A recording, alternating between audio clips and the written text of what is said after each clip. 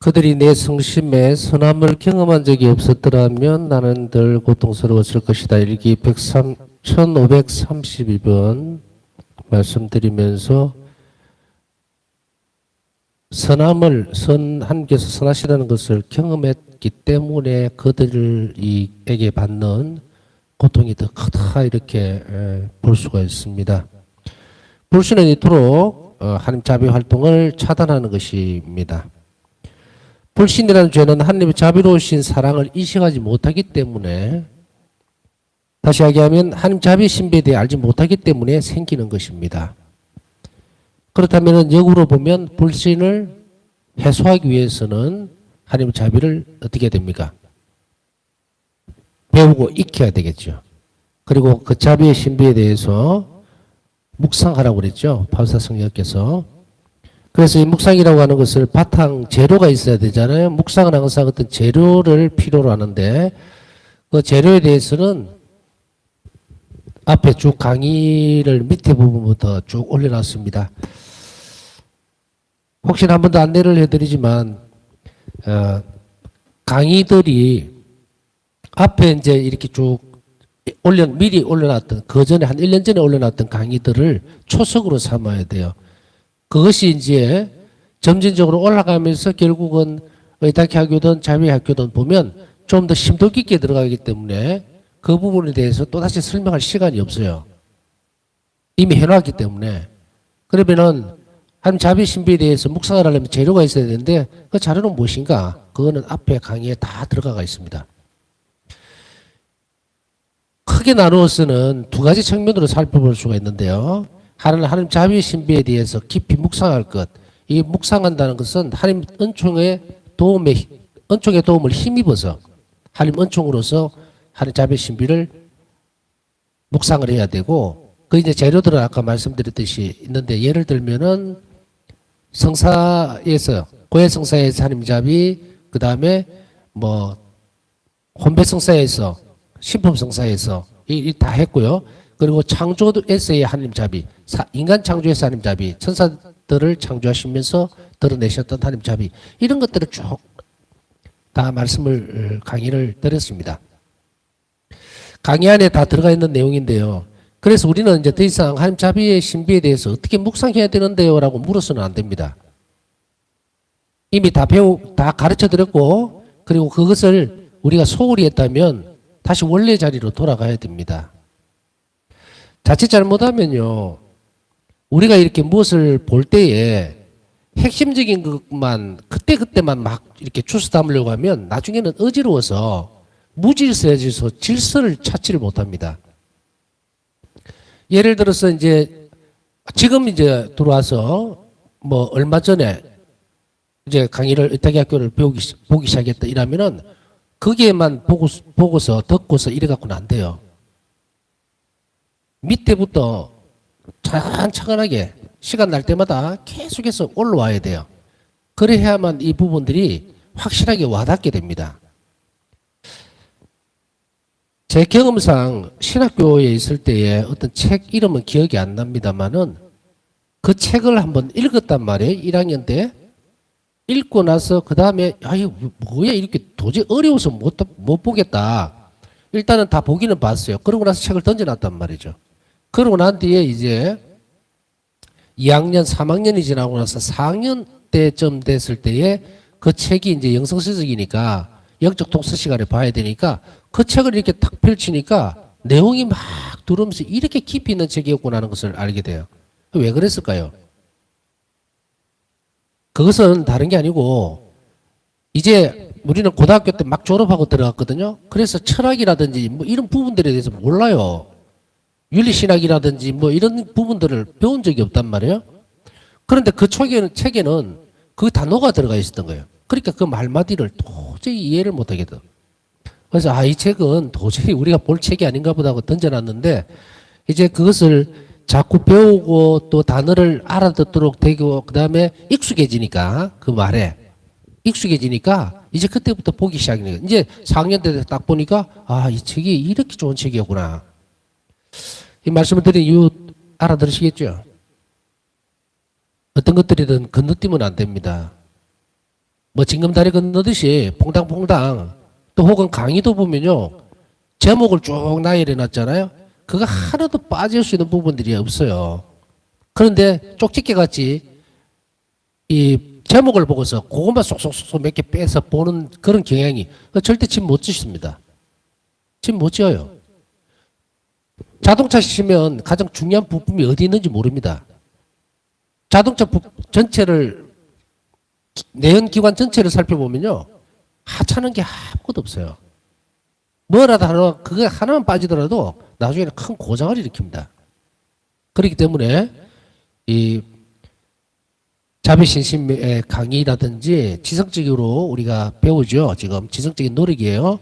그것을 할 때는 절대로 놓치면 안 됩니다. 그래서 제가 어떤 강의 제목을 이렇게 올릴 때도 보면 의탁의 학교도 마찬가지예요. 제목이라든지 이걸 일절 주지를 않습니다. 또 그런 식으로 성향이 있는 사람이 있어요. 자기 마음에 드는 것만, 읽고 싶은 것만. 그렇게 하면 다시 강조하지만 절대로 집을 지을 수가 없어요. 나중에는 이상한 모양이 나와버려요. 이상한 모양이 나와버린다고. 그렇기 때문에 이것이 우리가 영적 성장의 길에 있어서는 어떤 작은 부분들도 놓치면 안 됩니다. 그래서 자꾸 돌아가라는 개념을 쓰죠.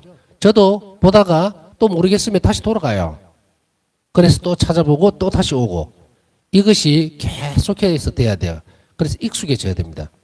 그래 하면은 나중에는 무슨 일을 할 때나 판단을 할 때 익숙해지기 때문에 훈련이 되어 있으니까 일기에서 이런 부분에 이렇게 해라 그랬는데 이런 것은 이렇게 이제 판단이 서게 되면 그 사람은 어떻게 됩니까?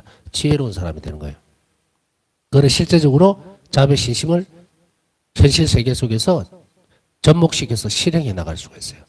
그렇게 드러나는 은총의 기쁨, 은총으로 주어지는 기쁨은 대단히 큽니다. 그래서 불신이라고 하는 것은 사랑도 인식하지 못하고 하나님 자비의 신비에 대해서 알지 못하기 때문에 생기는 거니까 내 안에 있는 내가 재료를 만들면 안 됩니다. 이미 주어져 있어요. 그렇기 때문에 내 삶에서 하나님이 얼마나 자비로웠던가 이것은 지금 시작하면 할 수가 없어요. 이거는 이제 여러분들 두고 하는 소리가 아닙니다. 여러분들은 어느 정도 많이 듣고 익혔어요. 그렇지 못하고 처음 시작하고 이 부분에 접하는 사람들은 출발을 거기에서 잡았으면 안 됩니다. 혹시나 여러분들이 다른 사람들에게 혹시 권유할 일이 있을 때 어떤 한 사람이 예를 들어서 어떤 사람에게 여러분들에게 찾아와서 나는 하나님 정말 자비롭다는 걸 못 느끼겠다.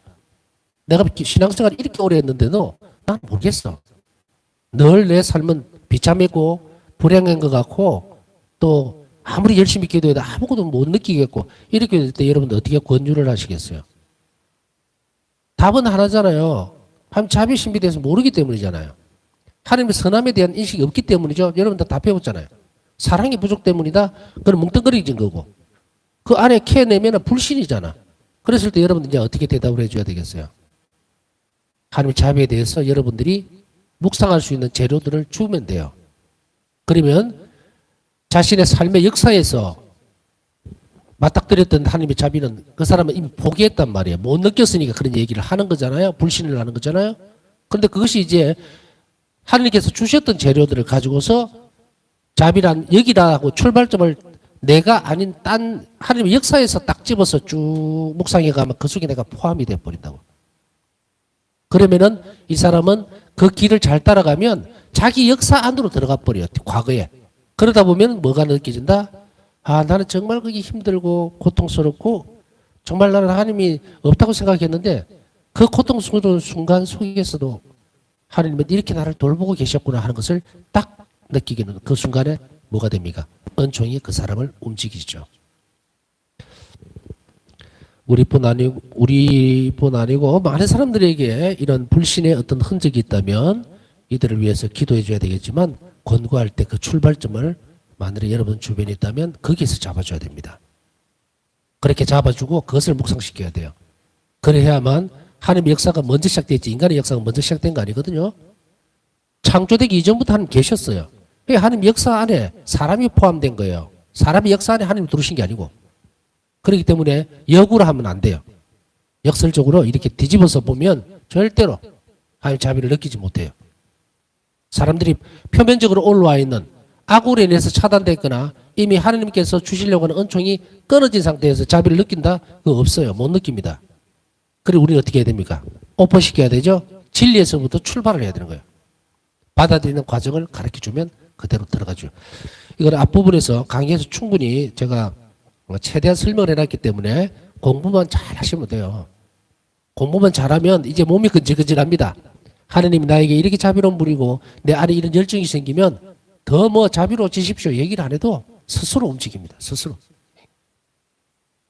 그게 하느님께서 우리에게 허락해 주시는 구원의 창조에 동참시키는 신비로운 방법이라는 것을 잘 알아들으시기 바랍니다. 자, 우리는 이상에서 불신과 신뢰의 부족에 대한 일반적인 측면을 고찰을 했습니다. 불신과 신뢰의 부족, 그것을 일반적인 측면에서 봤고요. 이제 바우스다 순녀의 일기로 옮겨가서 의탁을 거스리는 가장 심각한 죄에 대해서 살펴볼 것입니다. 그리고 그 죄의 원인을 찾아볼 겁니다. 일반적으로 신학적으로 고찰할 수 있는 것들을 살펴봤고 이제는 바우스다성 일기에서 어떻게 의탁을 거스리는 죄가 중에서 어떤 것이 가장 심각하고 그리고 그 죄의 원인이 무엇인지 우리가 함께 살펴보겠습니다. 첫 번째로 일기에는 주제 넘음에 대한 직접적인 언급은 없습니다. 주제 넘음. 잘 아는 것 같고, 다 아는 것 같고, 내가 제일 잘난 것 같고, 이런 주제 넘음은 언급은 없습니다. 그러나 의탁을 거스르는 죄 혹은 유혹으로서 낙담이나 절망에 대한 부분은 찾아볼 수가 있습니다.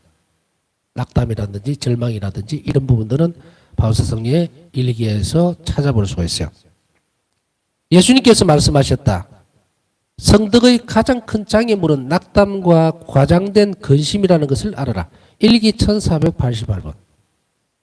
성덕을 닦아나가는 데 있어서 영적 성장하는 데 있어서 가장 큰 장애물이 낙담과 과장된 근심입니다. 과장된 근심이라는 말이 무슨 뜻일까? 사실은 걱정거리는 조금밖에 없는데 그것을 굉장히 부풀려서 호들갑을 떨듯이 근심, 걱정으로 빠져들어가는 거예요. 그것은 왜 가장 큰 장애물이 되겠습니까? 하나님의 섭리를 안 믿는 거거든요. 하나님께서 우리를 돌보신다는 것과 정말 선하신 아버지께서 나에게 가장 좋은 것을 주시려고 한다는 그것에 대해서 밀어내버리죠. 밀어내기 때문에 자기 근심을 자꾸 키워나갑니다. 그래서 이런 근심 덩어리가 있을 때는 그걸 가지고 뭐라 그랬습니까? 예수님께 와서 계속 기도하고 청해라 그랬죠. 그런데 이렇게 하지 못하는 영혼들이 성덕에서 멀어진다. 만일에 우리가 좀 더 높은 단계의 성덕을 지향하고 살 열정이 있다면 우리는 이런 작은 근심이나 과장된 근심들이 우리 안에서 생기면 즉시로 가야 돼요. 예수님께.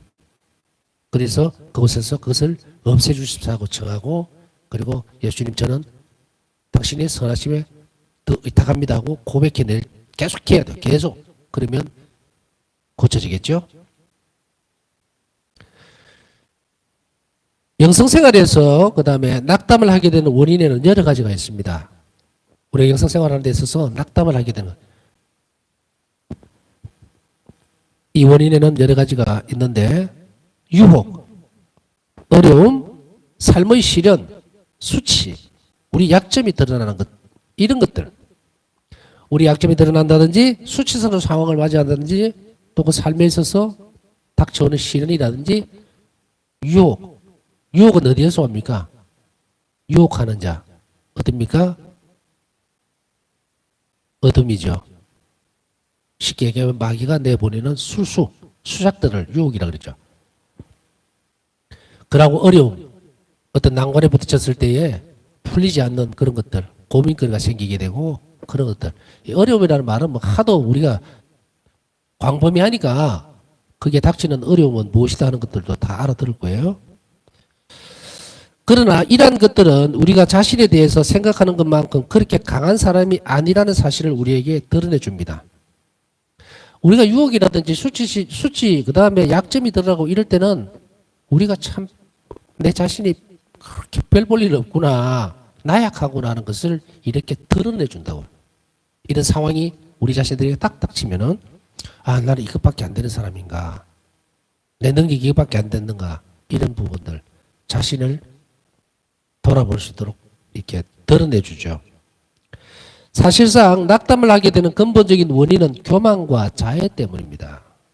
낙담을 하는 원인은 근본적인 원인은 낙담, 실망, 네? 그리고 자해, 자기 자신만 믿는 거예요. 그렇기 때문에 자기 자신으로 돌아와 있을 때는 하나님에게서 멀어져 있죠. 교만, 내 잘났기 때문에 하나님께 굳이 가서 뭔가를 할 필요가 없어요. 기도든 뭐가 됐든 신앙생활이 됐든. 그래서 이런 것들이 바로 낙담을 하게 되는 근본적인 원인이 됩니다. 교만과 자해는 자신의 인간적인 한계와 부족함을 인정하기 어렵게 합니다. 어떤 사람들은 대화하다 보면은 이런 부분에 있어서 니는 좀 부족하다. 약간 뭐 그런 부분은 약 모자란다. 이런 부분들 하면 절대로 인정을 안 하죠. 막 밀어내고 난 무슨 소리 하냐고. 나는 강한 사람이다. 나는 그런 사람이 아니다. 막 이런 밀어붙일 때 이 상황을 받아들이지 않는 것, 그 교만과 자해입니다. 또한 하나님의 전능하심에 대해 아는 것을 방해합니다. 교만, 자해 이런 것들은 자기 자신을 사랑하는 것 이런 행위들은 이런 태도는 하나님의 전지전능하심을 방해합니다. 하나님께서 전능하시고 모든 것을 하실 수 있는 분, 그런 분이라고 인정하지 못하게 만들기 때문에 됩니까? 그 기대지를 않습니다. 내 힘으로 하지 뭐 난 할 수 있어 이렇게 튕겨져 나가 버리죠. 예수님께서 완덕을 추구하는 영혼과 대화하시면서 이 가운데 하나를 지적하셨습니다. 일기에 보면은 예수님께서 이렇게 완덕을 추구하는 영혼과 대화하는 대목들이 있는데요. 특히 일기 1488번에 보면 과민함과 낙담은 자해의 결과이다. 자해. 과민함. 너무 예민하다고 할까요?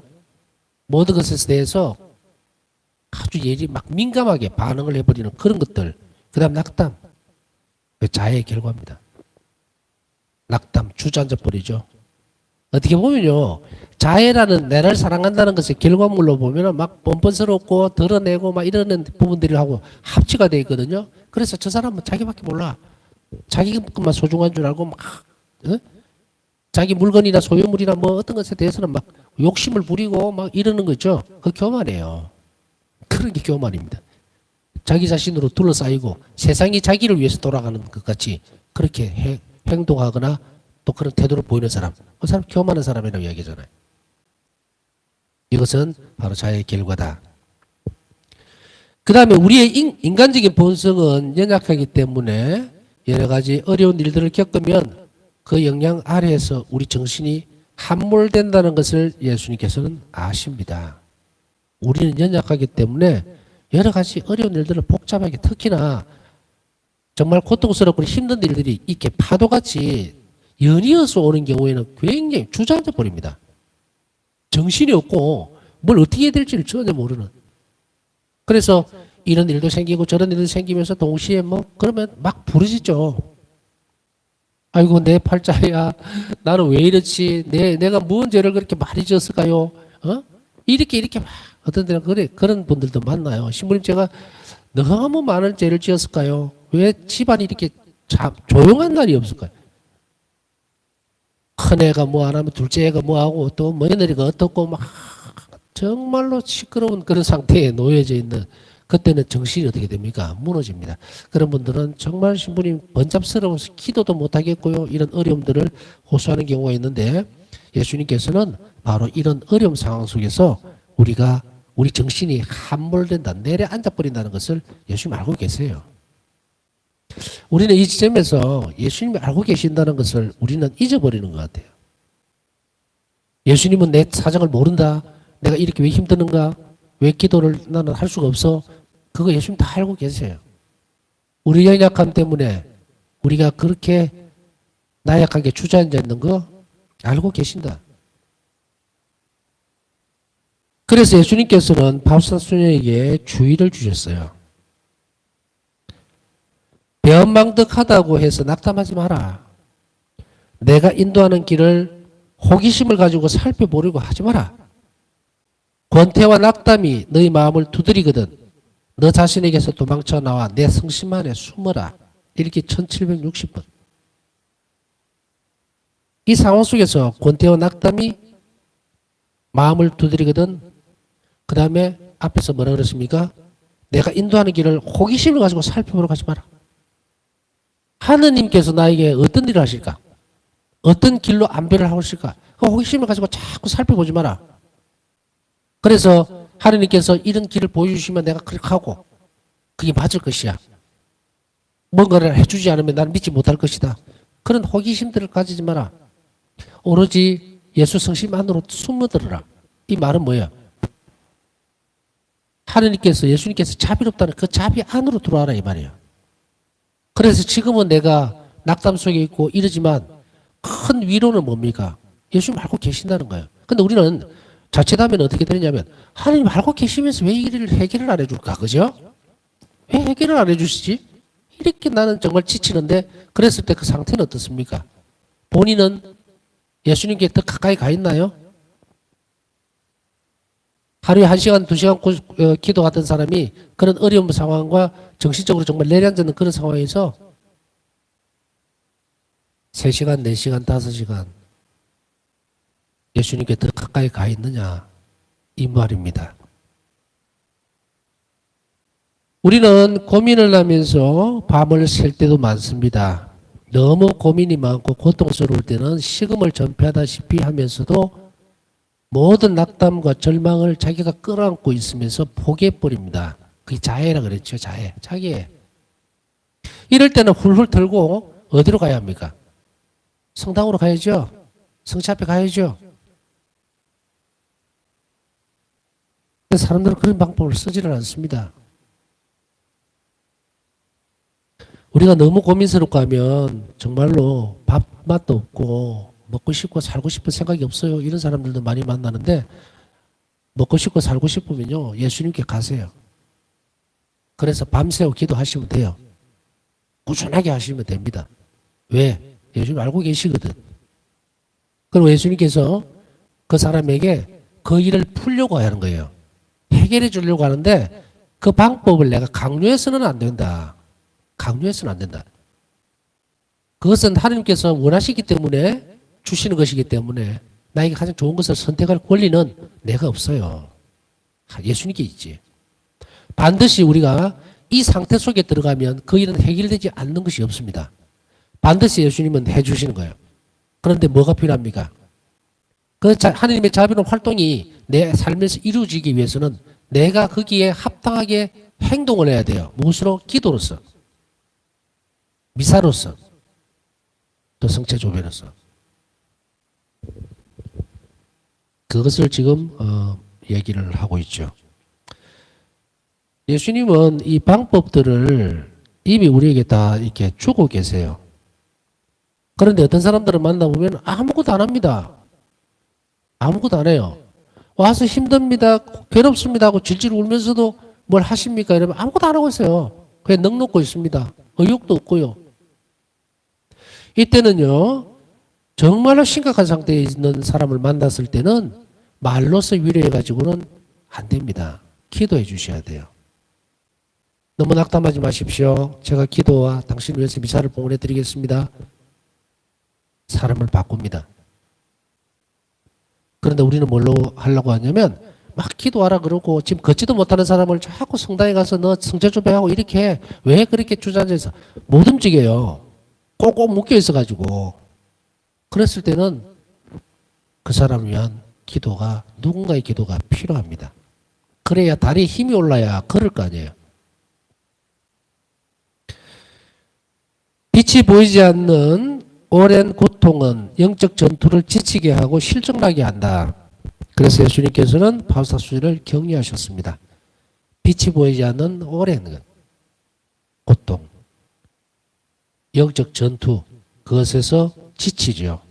그래서 바울사성에게 예수님은 격려를 하시는데 일기 1487번에 보면 너희 고통이 아무리 클지라도 낙담하거나 용기를 잃지 마라. 우리는 이 말씀을 분명히 기억해야 합니다. 어떤 경우에도 우리가 기도 안에 숨어 있으면, 숨어 있는다는 말 아시겠죠? 도망친다는 것이 아니에요. 머문다는 거예요. 그것은 예수님께서 우리의 기도를 확실하게 들으시는 것, 그리고 용기를 내라. 고통이 클지라도. 격려는 뭡니까? 일어설 수 있도록 해주는 거죠. 그러니 우리 또한 이런 고통스러울 때에 예수님께서 원하시는 대로 살면 돼요. 그 다음에 낙담의 원천은 하나님께 대한 불신, 그분을 뜻을 따르는 순명의 부족, 그분이 자유롭게 우리의 삶을 다스리시도록 허락하지 못하는 데에 있다. 낙담의 원천은 여기에 있습니다. 불신이라든지 순명의 부족. 내 싫어요. 그거 안 하랍니다. 왜 나한테는 꼭 이렇게 이런 것만 줍니까? 순명의 부족이죠. 하느님께서 자유롭게 우리의 삶을 다스리시도록, 하느님께서 우리의 삶을 자유롭게 다스리도록 하기 위해서 우리는 뻗대면 안 돼요. 그 삶이 고통스럽다고 힘들다고 혼자서 막 부딪혀가면서 이러는 거, 그거는 자기 자신만 사는 거예요. 우리는 이런 문제들을 부딪힐수록 예수님께 가서 이 문제를 어떻게 했으면 좋겠는지, 또 내가 무슨 노력을 더 해야 되는지, 그렇게 봉헌하고 그리고 그것을 받아들일 수 있는 용기를 주십사고 해야지 딜을 하려고 그래요. 내가 이만큼 했으니까 제발 이거 좀 채워주세요. 채워줄 수가 없어요. 우리 인생 안에서는. 그렇기 때문에 우리는 호기심을 가지고 아까 얘기했죠. 하나님 길을 살피지 마라. 우리에게는 그 안에 내적인 확신만 가지고 기도해야 됩니다. 전에 한번 그 말씀 드렸죠. 우리가 원하는 방법이 있고 행할 수 있는 방법이, 청하는 방법이 있죠. 이렇게 해주세요라고 하는 거. 또 하나님께서 그 기도를 통해서 받아들이시고 그것을 해결해 주시려고 하는 방법, 하나님 길은 다른 거예요. 그렇기 때문에 그것을 하나님의 길을 살피지 마라.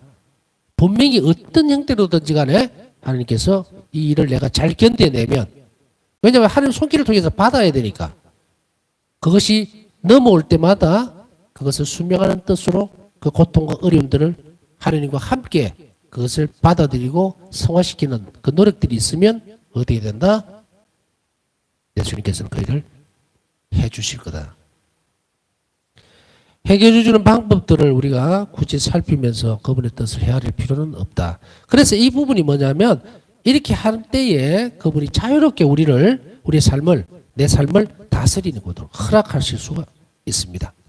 그렇지 못하면 허락하지 못하는 데 있기 때문에 나는 내 마음대로 사는 거예요. 내 뜻대로 안 되면은 하나님 내 기도 안 들어준다 그러고. 파우스타 수녀도 낙담에 빠진 시기가 있었습니다. 다른 성인들은 의탁을 거스르는 죄를 범했던 사실을 우리에게 보여주지 않습니다. 다른 어떤 성인들도 보면 낙담에 빠져가지고 뭐 했다는 이런 말을 하질 않아요. 드러나질 않습니다. 그러나 파우스타 성인은 어떤 분입니까? 당시 자신이 낙담에 빠졌다고 분명하게 고백을 하고 있어요. 그러나 파우스타 수녀는 의탁의 태도를 더욱 발전시켜 나가기 위해서 우리에게 일어나는 유혹과 어떻게 싸워야 하는지를 직접 보여주는 본보기이다. 파우스타 성녀는 이렇게 직접적으로 당신 안에 있던 것들을, 이거 참 부끄러운 일이거든요. 수도자로서 살면서 또 예수님과 이렇게 깊이 있는 관계에 있는 사람이 자신의 어떤 치부 같은 이 부분들을 적어야 된다는 것은 굉장히 고통스러운 일이지만, 그러나 어떻게 싸워야 하는지 예수님께서 가르쳐줬고 그것을 극복했기 때문에 그것을 충분히 뛰어넘었죠. 덕성으로서. 그렇기 때문에 우리 다음 세대, 당신이 우리에게 전해주고자 하는 그런 모든 영혼들에게 이렇게 하면 된다 하고 당신 것을 끄집어내 준 거예요. 바울사 성경은 이렇게 적었습니다. 나는 내적인 고통을 체험하기 시작했다. 먼저 우울한 감정이 나를 덮쳤고 수녀들에 대한 혐오감이 들었다. 참 아픈 이야기를 적고 있습니다. 바울사 성경이 정말 깊은 특성, 그걸 우리가 찾아볼 수가 있어요. 어떻게 이런 글을 써그렸을까? 그리고 어떤 종류의 불신이 나를 괴롭혔다. 어떤 종류의 불신인데 그것이 무엇인지는 적고 있지는 않습니다. 나는 기도하는 동안에도 집중할 수 없었고 여러 가지 일들이 내 마음을 사로잡았다. 일기 596번. 다른 부분에서 바울사 성령은 이렇게 기록하고 있습니다. 나는 완전히 낙담하게 되었다. 그때 사탄의 목소리가 들렸다. 나는 침묵했다. 그리고 의식적으로 어둠의 영과 대화하지 않고 계속 기도했다. 그럼에도 불구하고 나는 삶에 대한 특별한 염증을 느꼈고 그래서 계속 살아가려는 결심을 하기 위해 의식적으로 큰 노력을 기울여야만 했다. 일기 1497번. 유혹이죠. 유혹도 낙담의 한 부분으로 이끌어갑니다. 그래서 바울사 성령은 완전히 낙담되어 있을 때 사탄의 목소리를 듣게 되었다. 필요 없다 이 말이죠. 그러나 그 목소리에 귀를 기울여서는 절대로 안 됩니다. 바울사 성령은 나는 침묵했다 그러죠. 그 생각을 끊어버렸다는 이야기죠. 계속 끊어버려요. 계속 이거를 엮어가면 안 돼요. 그런 상황들을 자꾸 엮어가면 계속 빠져들어갑니다. 그래서 바울사 성령은 침묵했다는 말은 대화하다가 말았다 이 말 아니잖아요. 이 침묵은 내적 침묵입니다. 그걸 끊어버렸다는 얘기예요. 끊고 기도에 집중하려고 의식적으로 계속해서 큰 노력을 했다. 그래서 계속 살아가는 결심을 하기 위해서 의식적으로 큰 노력을 기울였다는 것을 우리는 알아야 됩니다. 바울사 성령도 성경에서 우리에게 주시고자 하시는 그 당부 말씀은 이런 부분들입니다. 의식적으로 끊임없이 노력하고 유혹이 오면 끊어버려라. 그리고 그것에 어떤 생각도 두지 말고 어둠이 깊어지면 성체 앞에 있는 예수님께 더욱더 가까이 가라. 그리고 의식적으로 노력하라 그랬죠. 의식적으로. 그래서 그런 연습들을 통해서 이것들을 잘라내고 꺾어내야 됩니다. 네, 남은 시간 우리가 또한 이런 낙담의 시기도 있을 것이고요. 또 불안하거나 우울감이 들 때도 있었을 것입니다. 또 있을 수도 있고 그럴 때 우리는 어떻게 해야 되는지 오늘 나누었습니다. 예수님께 우리가 이런 시기, 이런 일들을 겪게 되더라도 결코 예수님 성심에서 떠나는 일이 없도록 더 많이 의탁할 수 있도록 그렇게 할 수 있는 은총을 청하면서 남은 시간 묵상하도록 하겠습니다.